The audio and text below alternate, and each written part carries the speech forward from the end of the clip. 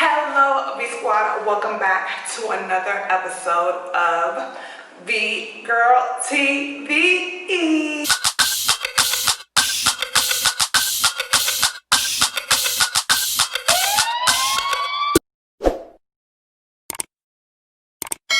Welcome back, guys. Welcome back to another video. I've gotten hit up on my Instagram by a couple of subscribers asking me, like, you know, where have you been? Where have you been?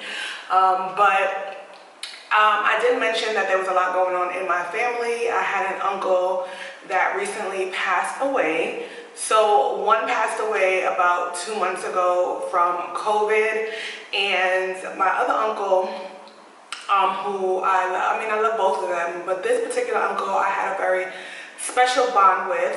When I first moved, just a little background story, I'm not going to go into depth, but when my mom and my dad, well, my family, my immediate family, which consisted of me, my mom, and my dad, moved to New York, my uncle and his wife took care of me for the very first parts of my life. And I pretty much grew up with my cousins and with this particular uncle, in the sense that I was always in their home. Like every weekend I would go to their home, and I would stay there the whole entire weekend on vacation. So my cousins and I, we kind of grew up like sister cousins. Yeah, that's how we kind of grew up. So his death really, it took a toll on me for the most part. If it wasn't for my uncle, I would not even be doing the things that I'm doing. I remember when I graduated from high school, and he came to my graduation, and my cousins, because they always supported me in everything that I did. And he said, okay, he came to my graduation, he said, okay, well, what is your plan? And I said, okay, I'm going to college.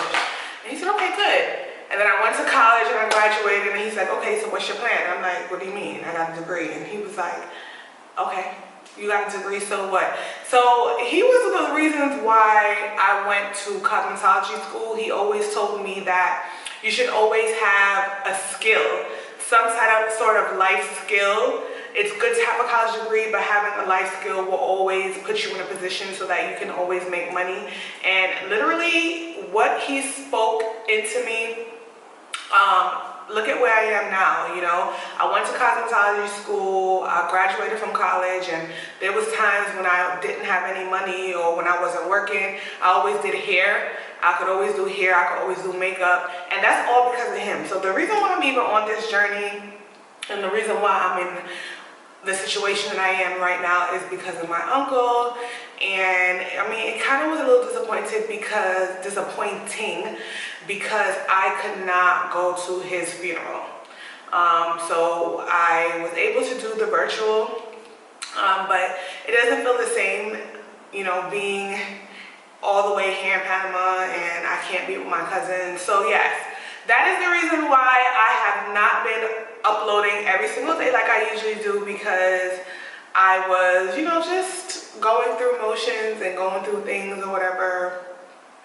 So this particular vlog will be dedicated to my uncle, in love and memory of Wilfred Da Silva Fisher. So I profess that I love my uncle so much, and my uncle was more than just an uncle. He was like my second father, and you know, he will truly be missed. But moving forward, in this video I'll be talking about private schools, well, schools here in Panama. And I just want to say, this is a disclaimer that this is just my personal opinion. These are experiences that I've been through. This is not Google Facts. I'm not Googling anything. I'm just telling you exactly what my experience was. So when I decided I was going to move to Panama, of course, school was something that was very important to me. I actually started looking up international schools. So the first international school, and the only international, well, not the only, but the main international school that comes up when you search schools in Panama is the International School of Panama. Now, I don't want to ruffle any feathers or anything, but I did actually go to the International School of Panama, to visit the school, and I will say that I did not like it. I didn't like the school for 2 reasons. First of all, it seemed like the school was very inclusive to a certain kind of people. And this has nothing to do with the race, okay? So I just want to put that out there. I had a friend that actually worked in the school as a teacher, and she had given me some insight on the school that didn't really sit well with me as far as bullying is concerned, as far as the other students are concerned. So yeah, I didn't really like it, and it didn't even matter what she had to say, because when I went to visit the school, there was something about the school that I didn't really like. The facility was amazing, beautiful. It's a little bit on the expensive side, okay, very, very expensive. It's like you might as well pay college tuition for the amount of money that they are asking for. And I mean, I just didn't like it. Like, I didn't like, it was just something about the vibe, and I'm a very vibe person. I go off of vibe, and there was something about the vibe that I didn't like, and at the time my son was like 5, and I asked him, do you like the school? He was like, no. So I visited numerous schools, so I knew for a fact that I was not going to put my son in public school. I'm sorry. Public school was never an option for me. I didn't even have him in public school when we were in the States, as far as like nursery school is concerned. The school that he was in when he was growing up, or when he was a baby, he was very advanced. It was actually a Caribbean-based school, so the kids, it was a preschool, nursery or preschool. The kids wore a uniform, okay? They were very well mannered. They had real homework. They knew how to read by the time they were like 5. So I was kind of looking for something along that structure. The good thing about Panama is that even though a child may go to public school, they still have to wear a uniform. So that's one of the things that I appreciate a lot about being here, is that no matter what, if you choose to put your kid in private school or public school, they are going to wear a uniform, and that actually saves a ton of money when it comes to having to buy clothes for your children. And also, it actually helps with bullying to a certain extent, you know, because I have friends that still live in Brooklyn, New York, and they tell me these crazy stories that, oh, you know, their kids want like $2,000 sneakers. No. So that's one thing that I would say that you don't have to worry about that here in Panama, is that the kids wear uniform, so you don't have anything to worry about. The second school that I actually visited was, what is the name of that school? Oxford. So I did visit Oxford. Oxford, it's actually an English, it's a private school, and it's in the financial district. Well, at the time it was in the financial district. I don't know if they moved by now. And it was English, because I was looking for something that was English first, and then, you know, Spanish as a second language. Because believe it or not, kids are going to learn Spanish regardless, even if they're in school or not. I mean, Spanish here is the predominant language, is the main language here in Panama. So the kids, more than likely, if you're living in certain areas, they are going to interact with other kids that speak Spanish.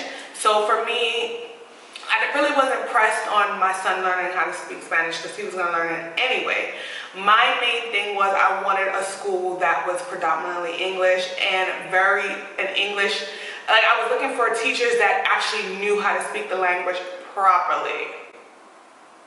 Okay, so I went to Oxford, visited Oxford. I liked Oxford. I did like Oxford a lot. I don't really have anything negative to say about Oxford. The only thing that I did not like about Oxford, it was that it was just a little bit dark, but that has nothing to do with the school and the curriculum. But Amir didn't like it either, and I am a vibes type of person, and like I need my son to be comfortable where he is and comfortable in his environment. So if my son told me that he did not feel comfortable and he didn't like the school, guess what? We were not going to that school, okay? And then I visited a couple of schools. So right next to the international school, there's another school. I don't really remember the name, but I don't know, I didn't feel that school either. And so one of the schools that I really wanted him to go to was Balboa Academy. And the reason why I wanted him to go to Balboa Academy is because they were on the American calendar, which was also something that was very important to me. English was the first language, and they were on the US curriculum, right? So basically, if the child graduated from Oxford, they would be entitled to have a American high school diploma as well as a Panamanian high school diploma. And so I was like, okay, cool, you know, I really like the school. I visited the school. Amir had to take a test, right? They showed me the facility, state of the art. Like, I had really no complaints about Balboa Academy. And so actually, when I went to go visit the school, I got along very well with I want to say she was the principal at the time. And so I went back in, let's say I went in February to go visit the school. So the school year would have been for August, right? Matriculation would have had to be in July. So I'm like, okay, so Amir has to do a test, and you know, he passed the test. He did very well on the test, right? With his cognitive skills, speaking skills, attention skills. So yeah, he did very, very well. That wasn't even really the issue. So she says to me, okay, well, I'm gonna give you the information in May. I'll let you know because it's about space, blah, blah, blah. Now the school was expensive, but it really wasn't far off from what I was already paying in the States with nursery school. So I was just like, you know what, like whatever. I was already paying that, no big deal, right? So after that happened, I was like already set. Like, he was going to Balboa Academy. There was nothing that you can tell me anything different, okay? So the lady's like, oh yeah, you know, we're gonna call you back in May. We're gonna call you back in May. And no, she's in April, I'm sorry. And I'm like, okay, fine, she's gonna call me in April. April came, nothing. I emailed, oh, we'll get back to you, we still don't know. And I'm just like, okay, what's going on? Now school's about to start, right? Now we're in May at this point, and I still have not received any information from the school. Emails again, it was a lot of back and forth, and I'm just like, okay, I can't really go off of, you know, maybe yes, I'm gonna get back to you, because if I would have waited, my son literally would not have been in school. So I was just like, okay, you know what? I have to figure out what I'm gonna do. So my mom's friend, who's very well connected here in Panama, she told me about another school, right? I don't wanna say what school it is, only because my son goes to that school and I wanna protect his privacy. You just never know who is on social media and who's on YouTube. So if you have any questions about the school in particular, please email me personally, but I'm not gonna go out and just say like, oh, my son goes to this school, right? And so her niece actually went to that school, and she speaks very well English. Her English skills are immaculate. Like, you would never think that she had never lived in the States. She speaks English just like you and I. And I'm just like, okay, well, I don't mind. I'll go visit the school. It wasn't something that, like, that school really wasn't even on my radar, right, at the time. So I went to go visit the school, and I'm like, okay, you know, it's cool, you know, it is a Catholic school. And I'm like, okay, yeah, okay, well, this is cool. He took the test. They interviewed the parents, so that's another thing. The schools here, I'm not sure how it is in the States. I don't really remember. But here in Panama, they interviewed the mother and father, and my son had to go through a psychological test with the psychiatrist. Therapist? Yeah, a psychologist, sorry. So he did have to speak with a psychologist to get into the school. I had to get interviewed. You know, they want to know what type of family that he's coming from. So they ask you all these questions, and kind of the same thing. You know, they give the kids, they, you know, talk to the kids, they interview the kids to see what level they're on. And, you know, the director is, at the time, the director for kindergarten, I think it was. She was such a sweetheart. Like, she helped me so much, right? And then before you knew it, a man got into the school. So far, I don't really have any problems with the school. I know a lot of people say that they read online that Panama's school system is really, really bad. But from my personal opinion, and from what I noticed, that so this is the thing that I don't like about the schooling system here, is that they make them copy everything. Like, it's so much, everything is about copying, and less about actually understanding.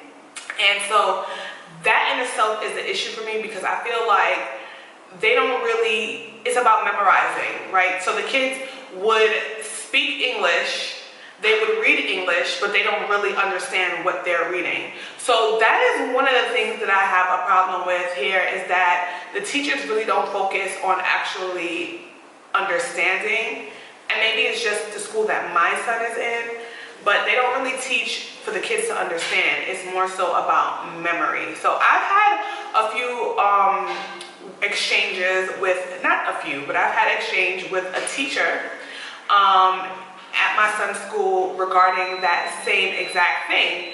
And again, so that's one thing that I dislike about the schools here. Well, I don't know. I have another friend that has a daughter, and she said, well, she has kids, and she said she experienced the same thing. She actually is homeschooling her kids right now. So there are people who have the option, or they opt to homeschool their kids. And if you choose to homeschool your kids, that's okay too. Just my personal opinion, is not something that I personally would want to do. I kind of like for my son to interact with other students, and just with this whole virtual thing, I just already know that homeschooling is not for him, because your boy is really over this whole situation. So back to what I was saying, because I'm like all over the place right now. How did he actually get into the school? He actually got into the school because we actually knew someone. And so once he got into the school, well, we knew someone who was able to, because there's always like, to get into this particular school is a wait list. Like, the wait list is ridiculous, right? But I knew someone, and I was able to get my son into the school to bypass the wait list. And no, I didn't have to pay nobody, okay? And plus, my son was already intelligent as it is, so it kind of just works out, and that is the school that he's in, and that is the school he's in currently. It's one of the best schools here in Panama. Again, like I said, it's very hard to get into because there is a wait list. I was just blessed enough to know someone that helped me, maneuver through that check and jive, through that whole situation. So I'm actually grateful for that. And yeah, I don't pay much. The school is $225 a month, and that is what I pay for his school, compared to what I was paying in the States, which was almost like $700 a month, which was ridiculous. But yeah. Oh, so another thing that you want to be careful of when it comes to school here in Panama is that there are a lot of schools that claim that they are bilingual, but they're not really bilingual, okay? The teachers don't even know how to speak English properly, so that's something that you really need to pay attention to. So when you go to the school, you want to visit the school, you want to ask, okay, is the school bilingual? If they say yes, okay, who are the English teachers? You want to meet the English teachers and see what level of English are they on. Because I'm telling you, a lot of these schools, they say that they're bilingual, and they are, no. There is a lack of English teachers here. I'm just letting you know. I'm not gonna say who she is. She is a quote-unquote English teacher here in Panama, and they actually sent a lot of teachers to England, Canada, United States, and all these different, and so they sent them to the States, and some of them they sent them to England, and a lot of them did not pass because the level of English that they are on is not the best. And this is just me being honest. This is not me talking bad about the country, and this is not, me like being shady. I am just telling you the truth, okay? I'm just being completely honest. So if you're looking for a school that's going to teach your kids proper English, you want to research. You want to go to the schools, you want to ask questions, you want to ask to see one of the classrooms and how they teach, okay? This is something that is very important. See, when it came to me and Amir's school, I didn't really have to do that because the conversation that I was having with the director, she spoke English and she took me around to the classrooms, and I seen when they were teaching, I was introduced to teachers, I was having conversations with teachers, so I was able to experience that. So yeah, that's one thing that you want to be very, very, very mindful of. I've heard that public schools aren't the best here, but I have heard that there are 1 or 2 very good public schools. I can't tell you who they are though. But yeah, if I were you, I would definitely go through the private school route, but I would just be very careful with the schools that I would visit the schools, okay? I would visit the schools, I would have conversations, I would do all those things to make sure that they are who they say they are, okay? Another thing that I love about the school here, well, my son's school that is that they are very, very family oriented. They push family. The parents are very, very involved, and not only in Amir school, because I know other people that they have their kids are in other schools and it's the same thing. The parents are very, very involved in the kids' schooling. Like, they have WhatsApp groups, you know, they are very helpful, you know. I mean, sometimes it can be very Real Housewife-ish when it comes to certain parents.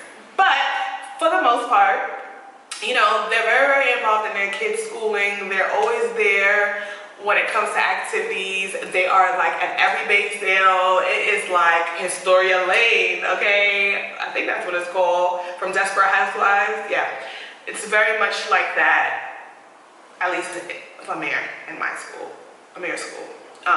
So yeah, so research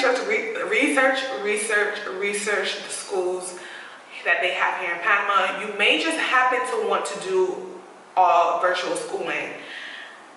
That might be something that works for you. I know that there is a program that's in Florida that allows your kids to study virtually. So that may be something that you may want to look into. But me personally, if you could avoid it, I wouldn't do public schools. It's my opinion. Just my opinion, okay? Don't shoot the messenger, okay? Don't shoot the messenger. I just wouldn't.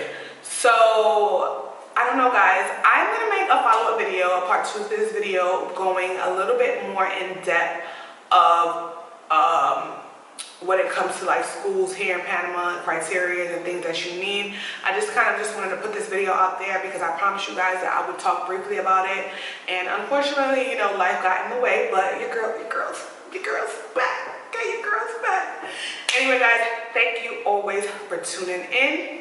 If you like this video and you want more, leave a thumbs up and leave your questions in the description box, in the comment section. Leave your questions in the comment section so when I do my follow-up videos, I can answer your questions directly.